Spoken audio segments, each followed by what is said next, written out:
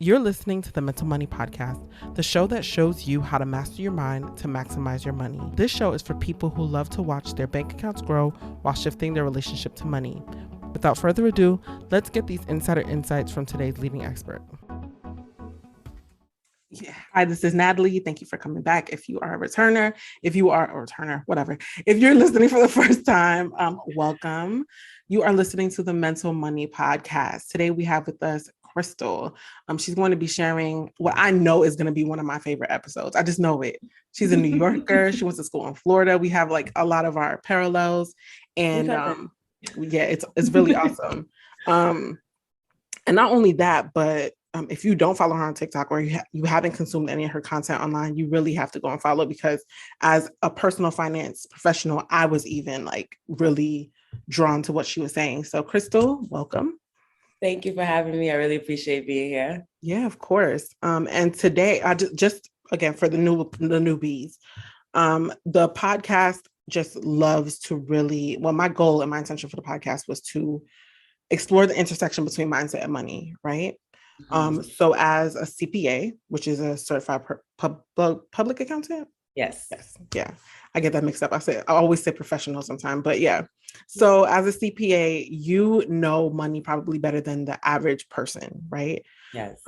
If you can explain to us what a CPA is and what they do and your relationship to money, that would really kick us off and set us on the right tone.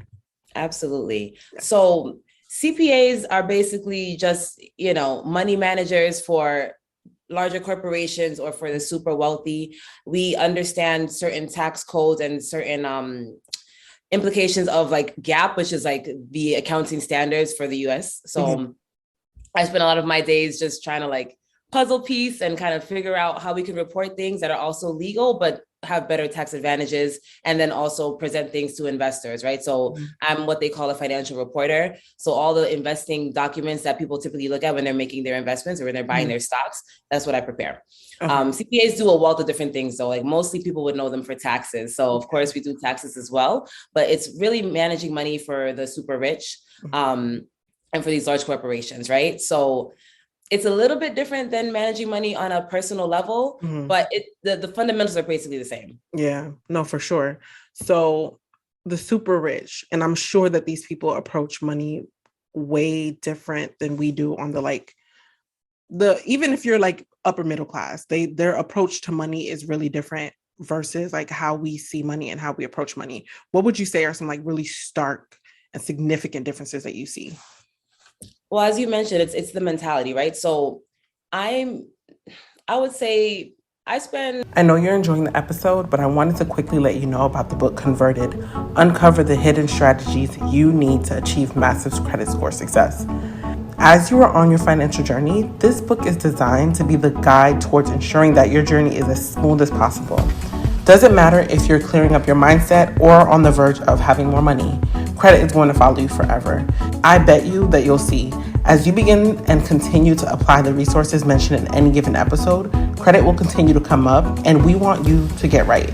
Go ahead and head to www.convertedcredit.com. That's www.convertedcredit.com.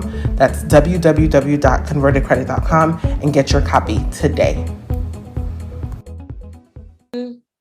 Maybe like 30% of my job, like actually doing numbers. And the other 70% is we're in meetings, we're talking, we're having discussions about money, discussions about how we're going to treat certain things.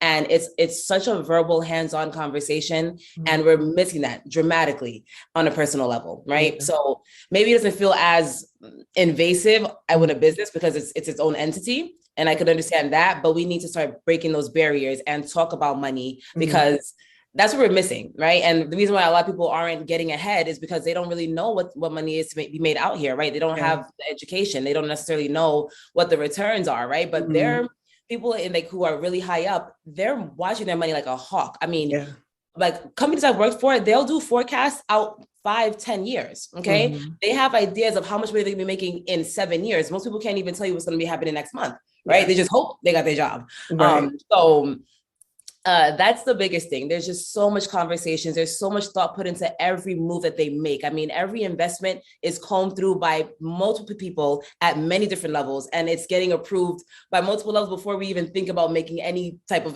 cash transactions, right? So super hands-on and very thorough, and we definitely are lacking that. Right.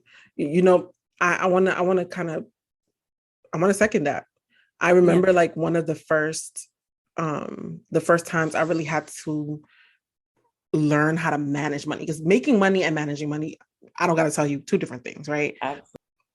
So yeah, I remember the first time I came to some money, and then like what I luckily at the time had someone who kind of like sat me down and talked to me about like what to do.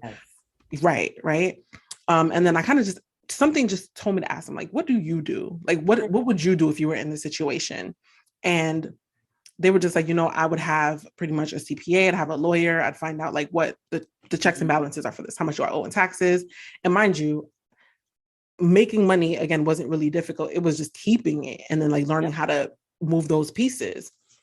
And interestingly enough, just sitting down and having a conversation, I came to learn that these people check their accounts daily, every single day. There's someone who's like responsible for like you said, and I'm watching this happen in real time, like millions of dollars. And then even things as small as like, oh, I want to buy a car for my daughter. She's about to turn 16 or something. Like, there was like a comptroller or something, or someone who like looked over the finances to see like, is this a good decision? When is the best time to buy? Can you really afford this? Mind you, this person has millions of dollars. What can you afford this? Like, calm down. Right. Like, can you afford this? And I'm just like, oh, I get it. Like they're stingy in not the bad way we associate stinginess with, but they're definitely like conservative. Very, very conservative. And it's interesting because you see these things and you're just like, okay, you definitely can afford it. You have millions of dollars. But then on this level, and I'm saying this level because I'm not checking your pockets, but on this level, if I tell somebody like, oh, I need to like kind of check my balance, or I need to check what's going on before I make this financial decision, they're like, oh, you ain't got it for real. I'm like, no, I'm trying to keep it. Right. I'm trying to keep it. You understand? So it's really interesting to see how that kind of works on the regular level. And I say regular because we're not mega rich. Like, no, definitely middle class with it. Right. You know what I'm saying? So that's definitely something that stands out. So when you talk, do you ever work with somebody who's like a regular consumer? Yeah, for sure. So at the beginning, now I don't really offer consulting on an individual level because it's kind of overwhelming. Yeah. But yes, I mean, I feel like what really inspired me to do what I do is because I grew up in I'm not going to say, I grew up kind of in the middle, right? So I wasn't poor, but I wasn't rich either. I had a good mix of middle to lower middle class people around me. And it's just amazing how people manage their money or don't really manage their money that well, right? You know, so it's always interesting to see. And I also used to work at a bank. And oh my goodness, people would get paid and they would just clean their accounts out immediately. You know what I mean? Yeah. So at this level, we need to still treat our money as if I think it's even more crucial for us, right? Because we have more to lose and there's more at stake. And we tend to think of checking our bank account as an afterthought, really. Like, we'll have a good weekend and it's like, oh my God, I don't even want to look at my bank account, but the other way around would be much more effective and much more efficient than you actually hold on to the money more, So I used to do consulting on a one-on-one basis, but it's just easier to make videos that reach a wider audience. And if people need to ask me any questions, I always offer questions. I always offer, videos of responses and things like that. And, I will have courses on later on down the line because it's really important to have your money foundations, have an understanding of investing, even helping your kids with money, because that's the real problem. Like, it's not in school. I was in math my whole life. I was in reading my whole life. I never had a financial course. Yeah. And I could tell you, like, I dissected a frog. I never did that again. Right. But there was no money management courses at all. And that's such a big miss for the education system. And we can argue whether or not it's intentional, but it makes absolutely no sense that we've had like centuries of school and nobody thought to put that in. It seems funny. Yeah. I don't know. Yeah. There's definitely some funny business going on. I'm going to put this out in the universe every opportunity I get, but so I wrote a couple of financial literacy books for kids, and I'm hoping to get them into a curriculum, like somewhere in school. So whoever's listening, if you know somebody, make that happen. But anyway, so yeah, no, you're right. So if you were to talk to the consumer, like someone who's listening or information that you share on TikTok, one thing we pointed out was the fact that there is a stark difference between how often they look at their accounts. And then you made a really good point to pointing out that like your finances shouldn't be an afterthought. Outside of that, what other considerations should we make, or how could we move a little bit more like the rich?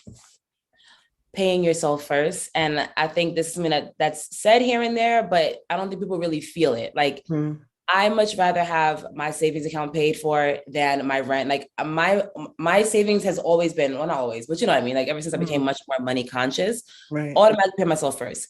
What I found is that I still end up able to afford everything else. You know, we cannot keep thinking of ourselves as an afterthought. I'm not giving Verizon, I'm not working hard so I can pay Verizon, pay my landlord, and pay, Whole Foods. Like, I'm working hard so I can pay myself, but a lot of people don't really think about it that way.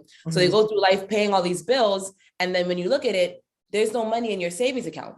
I think the median income is just under 40,000, but let's just call it 40 just to keep it clean.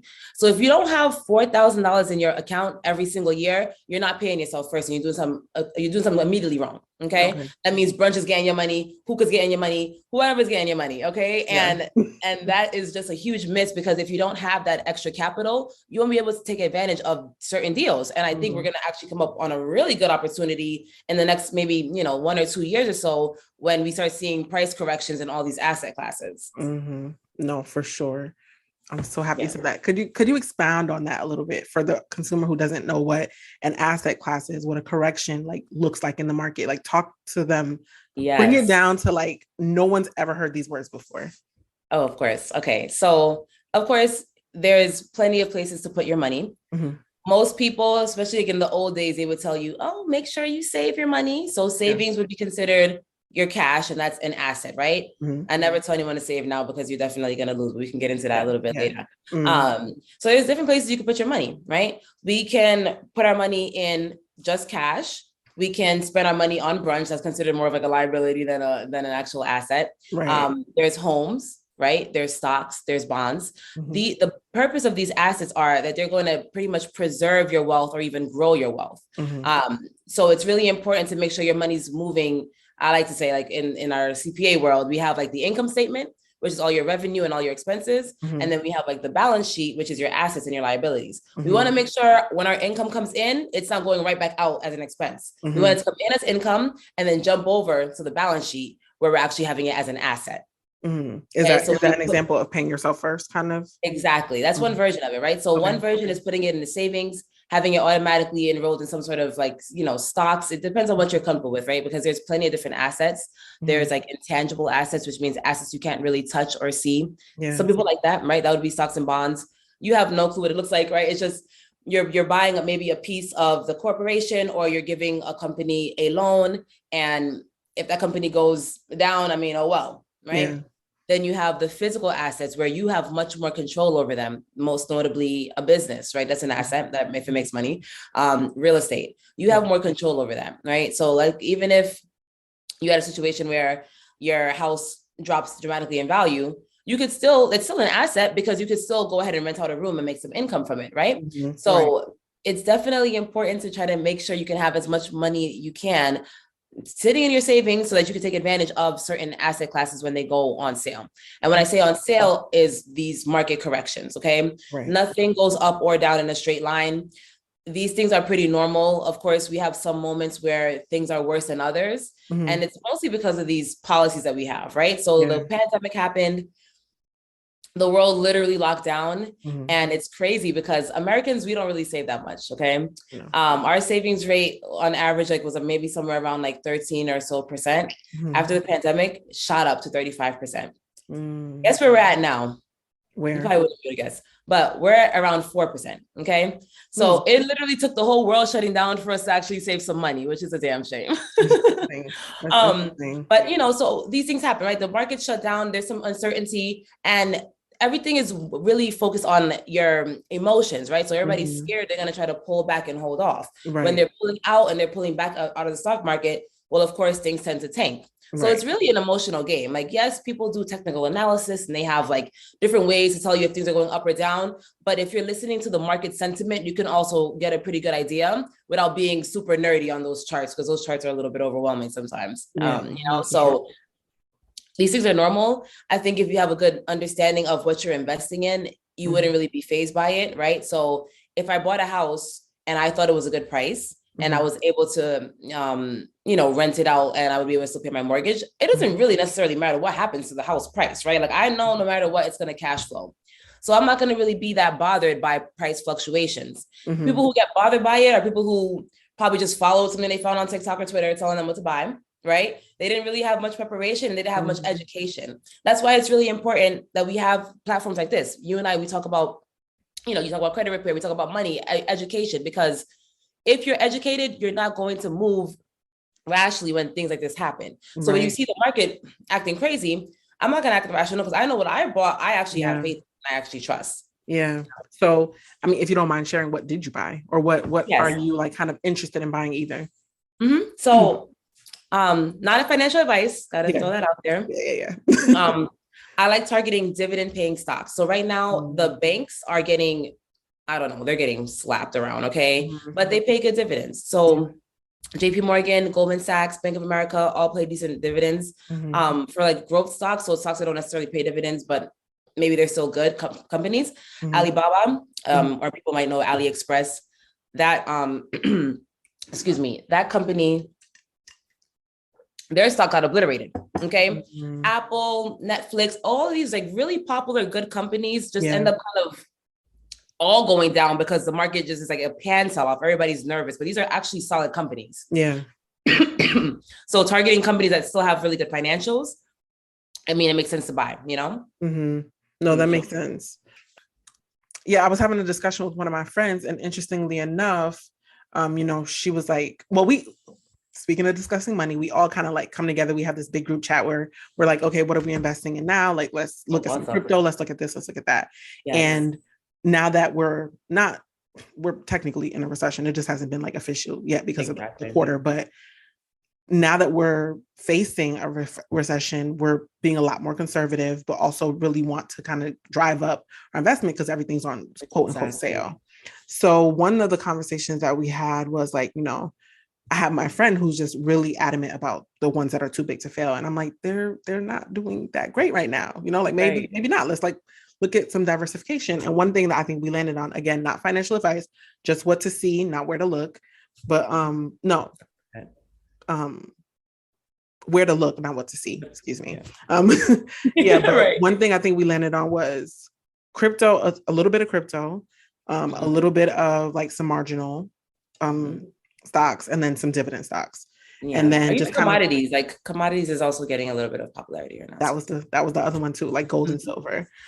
So that, I think we felt all comfortable, like just kind of like dipping and dabbling a little bit there, and knowing that our money's like not all in one basket, and we're not going to see like huge losses if one area kind of goes down. So with this, speaking of the recession, what do you think people should be like really focused on other than just buying stocks at a lower price? Because I think there are other things that can kind of like be done as well. Yes. Take heed to the warnings, okay? Because yes, there's a lot of fear mongering going on. And a lot of the news you could probably dismiss, like, you know, every day is a new strain, every day is something, you know. So I know a lot of the news we tend to like kind of drown out, but there's been an overwhelming amount of news talking about food shortages. And that's something I always say whenever I hear something, some sort of rumor or something that might, you know, might spook me, I always ask myself two questions. What if I'm right and what if I'm wrong? Okay. Or what if they're right or what if they're wrong? Right. With the food shortage. What if they're wrong and there is, or like let's say what if they're right and there's going to be a food shortage, right? I will start buying some food. Don't go into the store acting like a maniac, but every time you go food shopping, maybe pick up some extra couple of cans, extra water, whatever you could think of, just kind of building up a little stockpile, right? Because what happens if you're wrong? You have extra food to eat. right? Yeah, But right. like if they're right and there is some sort of crisis and you didn't prepare, well, now you're gonna be hungry, right? Yeah, right. Similar to what happened with the toilet paper. Like I saw that they was wilding out about toilet paper in Australia, and I was like, let me go right now. Of course, not too long, everybody's going crazy, and guess what? I was using bathroom in peace, right? So take heed to other warnings. It's not just about the financial markets. They keep on talking about different food crises. So it'd be remiss of you to not even just consider it, not consider buying some, I don't know, seeds. I don't know how to garden, but hey, I mean, you never know, right? Because like worst case, you have some seeds and you could try to grow something, and best case, like you have the seeds and you have food. So definitely listen to that one. I've been hearing that so much, and I've been doing my own preparation, and I urge people to do so too, because it's multiple things. It was like the bird flu, there was cattle just randomly dying. I mean, chaotic. All right. So another thing is, this is not the time to be messing around at your job. And I'm going to talk about this also in full on TikTok, like a full recession planning, because I really think this is going to, it's here, right? Not everybody wants to be an entrepreneur. Fine. Right. I definitely think everybody should be. You have to have more than one source of income. But if that's not your thing, baby, don't go to work slacking. All right. Because some of these employers, they have a hard time firing people, but they will never let a crisis go to waste. So if it's a recession and you're already giving average work, you're going to be out of there. So if you're somebody who doesn't have multiple streams of income and you only have one source of income that you really need, tighten up. You know, and if you don't like that job, then maybe you could try to find something else in a good industry. I would avoid real estate because obviously they're not doing too hot right now.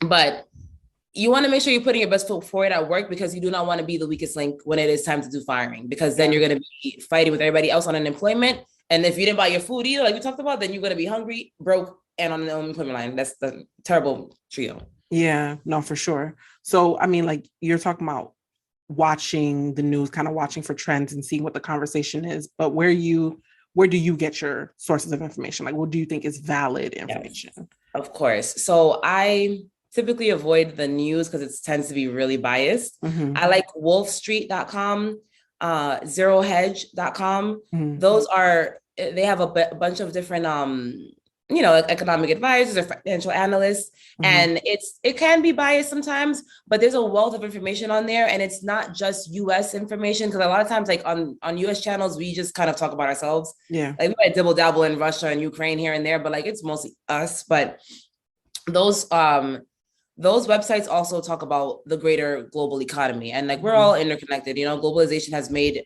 like, we all our clothes are made in China, like everything's connected. So what's going on there might eventually happen over here. So it's good to pay attention. Also, some YouTubers are good. Lynette Zhang, she's like someone who's really into gold and silver, but she talks about the markets and the economy too. The economy is really important. I think we focus a lot on personal finance, but like those two things are like intertwined. Whatever happens in the economy will affect your pockets. So focusing on both of them is really important. Right. Yeah. Okay. Hello. What about you? Girl, this is a perfect. Oh, girl, shameless plug. Shameless plug. Oh my goodness. Follow me. I totally forgot. Sorry. You're good. Oh my God, can you believe that? Yes, I post on TikTok daily, okay? Because it's my mission to spread the word. I'm always talking about current events and giving a personal finance twist on any economic news that comes out. So definitely be sure to follow me. I have a YouTube channel as well. I've been on a pause a little bit because I've been working on some other things that I think are more important right now to get people's financial house in order. But once I'm done with that, which is going to be in a couple of weeks, I'll be back on YouTube doing the same kind of economic reports, because it's really important to have non-biased information. I, of course, have my own opinions, but I want to give it to you flat, and then you make your own decision from there. You know, education is like, it's my focal point. Right. I feel that. And yeah, no, you're doing great things on TikTok. I'm so happy I came across your page. Thank you so much. Yeah, of course. So let's segue a little bit into debt, because I personally come across a lot of people's debts, and that's kind of like one of the biggest pieces of my work. But people don't really get debt. Could you help us like break down what it is, what it means on like the macro level, and then what it means on the micro level, and then how the two kind of are married? Debt is money. Right. And most people might be like, huh? But like every single dollar that has ever come into anybody's hand has came here because somebody needed it for debt. Right. The problem is, though, when the money is created, they only create enough money to cover the principal. So let's say I go into a bank and I'm like, hey, I want a car. I need $10,000. They're like, all right, fine. I'll give you 10,000. But at the end of the loan, I need 10,500. Right. Okay. So you take out the 10,000. They print off enough money for you to get $10,000. But now you need to come up with $500. If it's only you and the bank in the world, well, what's going to happen? You're going to either default or you have to take out another loan to cover that interest. Okay. Right. So that's on a very simple like level. It's debt is money. Okay. So that is why it's unfortunate, but there is no way mathematically it's impossible for every single body to be debt free. The system is created and designed so that there are going to be losers. Okay. It's musical chairs. Make sure you're not the one standing up. All right. So on a macro level, debt is money. Whenever people want to borrow more money, then more debt comes into the system and our money expands, right? Because that $10,000 that you needed for your car wasn't there before. Now, all of a sudden you have $10,000. Right. I go to the grocery store. I go, or I don't know, I give the dealership that money. That dealership pays their employees pay the grocery. And that's how money moves throughout the whole society. All right. So we know, so that's another, trying to go a little bit back. But that's how recessions also happen when money is no longer flowing through the society. That's how we have a recession, right? Because people aren't taking out as much debt. No more debt means no more money flowing through the economy. Right. Okay? So on a micro personal level, we honestly, technically, we need debt to go around. If people aren't getting into more debt, more money won't be flowing through the economy. That means more people can't get paid or whatever. All right, let's let everybody else do that. We don't want to be in debt, okay? Like we want to be debt free unless it is money making debt, okay? Because a lot of people on the average level, we have debt for our car that we don't rent out. We just use it. Debt for our nice house that we also don't rent out. Debt for vacations and clothes, God forbid. Like, all these things that really don't bring you a return. Right. That's bad debt. And you never want to be in that debt, especially right now with the markets being uncertain and credit card debt too. You don't want to be in credit card debt because that's variable rate and they'll jack that up when times are hard. Okay. So we don't want to be, for sure. We don't want to be on the losing side of debt. The good that you're going to have is that is going to actually put money in your pocket. So if you took out money, for a business, or if you had money for an Airbnb, you're in debt for that. Or if you do have a car loan and you rent that car out on Turo, something like that. That's the kind of debt you want because it could actually bring you a return and bring you some cash flow. No, that makes sense. So how does debt impact the actual price of the dollar? I know you kind of just like backtracked a little bit to the recession and then while you were explaining what it meant, but what is the driving force behind the actual value of a dollar going up and down? Yeah. So the more debt, so I guess when people think about like inflation, we tend to say it's prices increasing, but inflation is really the expansion of the money supply. And the only way that the money supply expands is if people get into more debt, right? Right. So it's really the expansion of debt. If we have more and more debt we have, the less the dollar is worth. Okay. If I gave you a cookie, the first cookie, you're probably gonna be like, oh my gosh, yes, I love cookies. After the 100th cookie, you're like, oh, nah, like this is no longer important. It has no more value to me. And it's the same thing with the dollar. All right. So when there's so much money in the system, it becomes worthless. And all of a sudden you need more to actually make it worth anything. That's why back in the day, you could have bought a house for $17,000 and that same exact house now would be like $1 million, right? If you're in New York. So that's the relationship, right? The more money that goes into the system, it weakens our dollar. So we have lost over 97% of the dollar's purchasing power. That's why I said earlier in the show, if you're a saver, you're a loser because you're absolutely losing money. Inflation was at 10.8 or something. Anyway, double digits, right? Inflation rate in the last reading. Okay. So that means if you have your money in savings and you have nothing else, you're guaranteed to lose 10% every year. Yeah, right. Not good, right?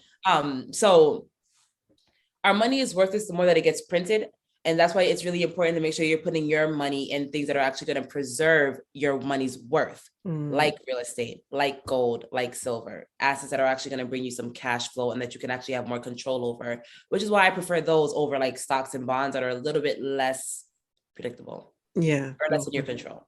Right, for sure. Okay. So there was like this video going around on TikTok, and I don't want that if this gets back to her, I'm not trying to tussle. Okay.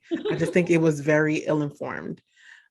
This young lady, and no shot at her, but this young lady was going on and on and on about how financial literacy is a scam, right?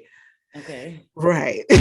So I just want to, before I go and say anything, I kind of want to hear your take on it. I've already kind of like shared my grievances about the whole thing, but I want to hear your opinion on that.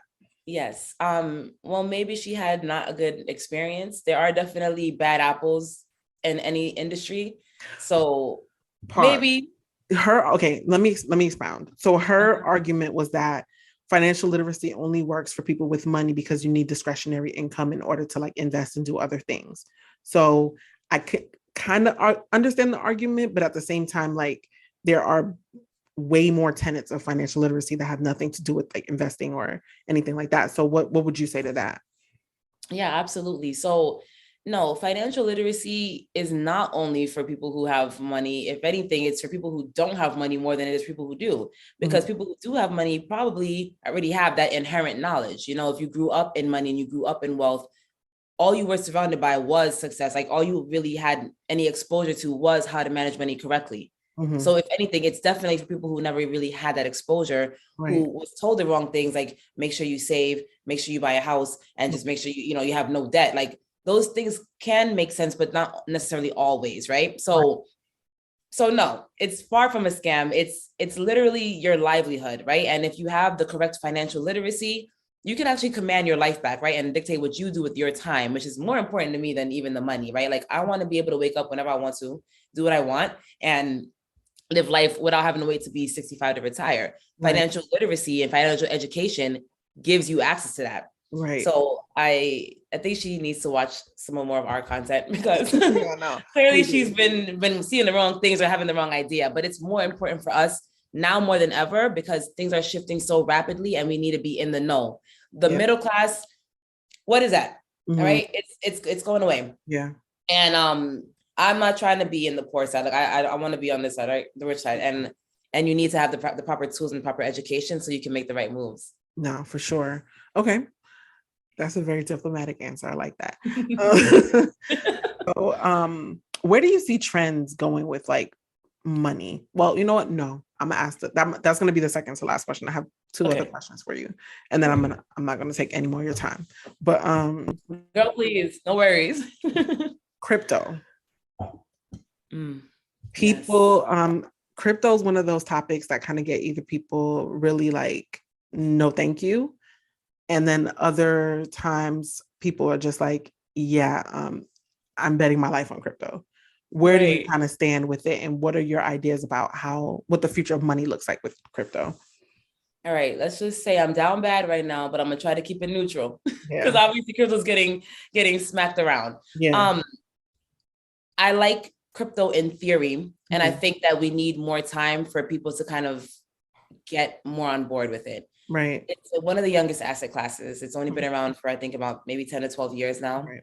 Yeah. There's a lot of volatility because there aren't that many people in crypto. There, of course, you see a lot of people talking about it, but relative to other assets like stocks and bonds, it's a really, really, really small market.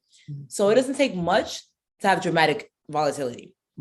And that's why we're seeing a lot of craziness, because one person who might have a sizable account might say, I'm not interested. And they can take the market 10%, which is obviously very frightening. But the goal for crypto is to be decentralized, right? Give people some more power back, not allow banks to, shut you off or close your accounts or restrict you from accessing your money.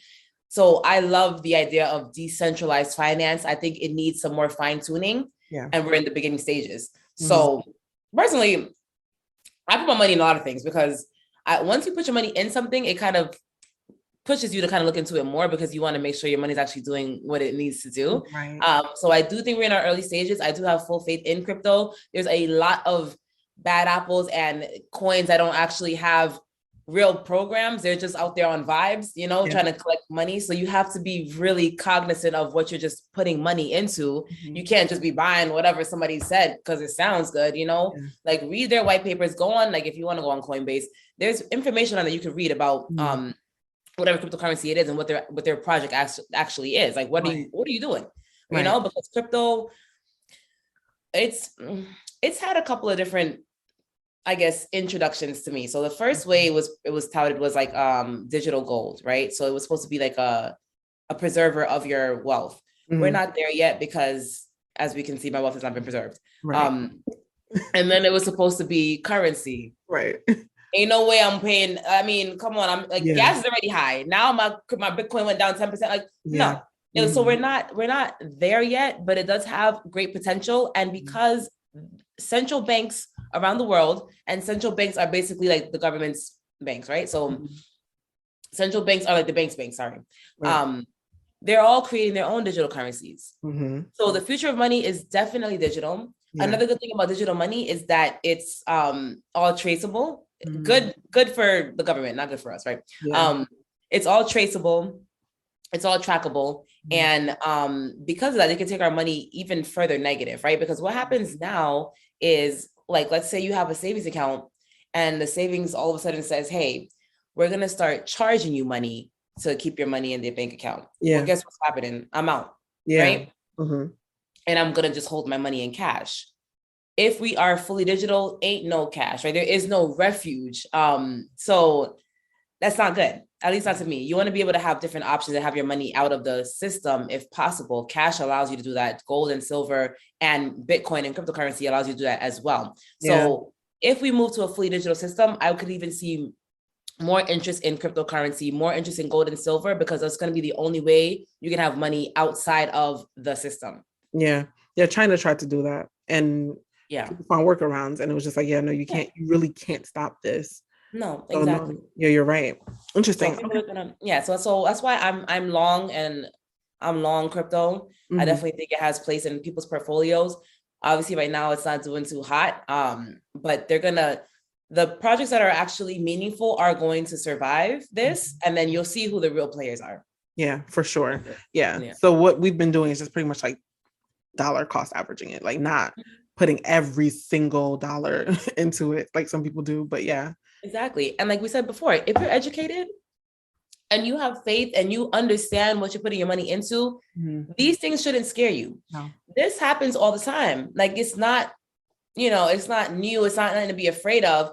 The only thing that will be unfortunate is if you were ready to retire and then this happened, right? Like, and then recession happened, like, then that sucks. But like, if you're still at a place where you don't really need the money and, like you still have some years to go before you actually have to access that capital, you can still take on some more risk. Calculated risk, right? Careful, educated risk, right. And continue putting money into things that you actually think make sense. Mm-hmm. Being educated really reduces like all the fear people have. Yeah, no, for sure. That's the whole point. It's to empower you to make great decisions. Exactly. Right. Yeah. Okay. So last but not least, what do you want to see for personal finance, money in the future, like on the personal level? Yes, I want to see, as we discussed, it in schools on a nationwide level. I mean, finances should be taught even as young as 5 years old. You can, as long as someone can differentiate $1 being less than $100, right. You can teach the value of money. Okay. I actually think school in general, kind of a side note, is transforming, where we're having a lot of courses and people teaching things online. So I would love to see more curriculums, online, maybe like we can have more books like yours and more courses like mine, where we're teaching people about this and they can have access to different financial courses that they might not even have in school, right? So even if it's not in schools, we can provide that. And it's going to be much more of an awareness for it, especially with this recession. I think it's going to be really tough time, and people are going to be really more aware of what their money is doing. And then this is going to be a great opportunity for us to really raise awareness and spread it within our communities so that we're not going to be on the poor end of the rich and poor divide. Right. Facts are, no matter which way you cut it, there's going to be poor people. Like I said, mathematically impossible for everybody to pay off their debt. And that is the only way people have money. Okay. So someone somewhere is going to default. It doesn't have to be us. Right. If you're listening now, take the steps to get educated, take the steps to follow the right people, because when this thing happens, a lot of these people who are rich that you see now, they got rich off of recessions, right? They made sure they were in a sound industry. They made sure they were saving. Right now, I would say it's not even too late. Like, we still have some months before things get, I think start to get a little bit shaky. You still have time to save. You still have time to prepare, to start looking for what assets you're going to, to target. Okay. So the future of financial education is going to be much more widespread. Maybe we'll even have an app. Maybe people won't be afraid to talk about how much they make and, be more open about different things about money. Like, I'm pretty transparent about like my YouTube income, my day job income, because it's important. I want people to understand what industry they're going to get into, right? I would have wished when I was in college, someone said, hey, accountants make this much money, so if you get into this, you're going to be good to go, right? Like, we didn't get that. People went into college and they came out with all this debt, and then their job paid them $20, like $22,000, I don't know, a month. And you're in hundreds of thousands of dollars of debt. No. So I would love for money to no longer be taboo, and for us to have communities where we just comfortably talk about it and it's not weird. Honestly, certain demographics, not necessarily Black and people of color, maybe not, but I've seen it with my own eyes, where white people are much more vocal about money. Okay. Jewish people are also very vocal about money. A lot of my family's wealth came because this guy, side note, this Jewish guy like approached my aunt. She was an RN, and he was telling her about different investments that he was making. And thank God she listened, because she ended up being a millionaire. Right. So that can happen to us too. We got to just listen and actually take heed. I think that's going to be the future. People are actually listening. We're actually making money moves, and we're more collaborative in what we do and how these jobs treat us and how much we get paid. Krystal, I really feel like I could just talk to you all day about this. Like, girl, me too. No BS. I literally love it. And it's so important. Like, I mean, I can like scream from the hilltops, because it's like, I don't know. I'm around a lot of people who are doing great, but I'm also around a lot of people who are still really struggling, and they just don't get it. And that, I mean, I can't say it doesn't frustrate me, but it makes me like, I just wish I could, like, I don't know, like do something to help people. So this is me doing something. Like, we're raising awareness, and enough people at least have the seed planted. Eventually it'll start to grow, and then, we'll have more people who are going to be more wealthy. Right. Okay. I know if I don't cut myself off, we're going to be here till 9. So I'm going to practice some self-control. Okay. And I'm going to ask you if you could just please share where we can get in contact with you. Instagram, TikTok, website. Absolutely. So YouTube, The Cash Compass. Instagram, The Cash Compass. I don't really talk money on Instagram. That's just regular life. TikTok is where you'll see me every single day. I love it's just so much easier to create content on TikTok versus YouTube. So you'll definitely find me on there. I respond to most comments. I'm always reading them. So definitely feel free to reach out, ask me questions. I got you. I got us. Like, we are in this together, because we are going to be on the rich side. Like I said, the rich and poor divide. And TikTok is Krystal Todd CPA. Krystal Todd CPA. Like, no underscore or anything like that. No. Awesome. I mean, I'm going to leave everything in the show notes anyway, but thank you again, Krystal, so much. Great. Like I predicted, this was going to be one of my favorite. Yes. I can't wait to drop this. So for anyone listening, per usual, keep your mind on your money and your money on your mind. That's right. Thank you so much for listening to the Mental Money Podcast. Please go ahead and remember to subscribe, but don't hoard all of this good information for yourself. Share this information with someone that you know could use it, especially if they need a shift in their mindset, or someone who would love to have more money. So until we meet again, remember, like Uncle Snoop said, keep your mind on your money and your money on your mind.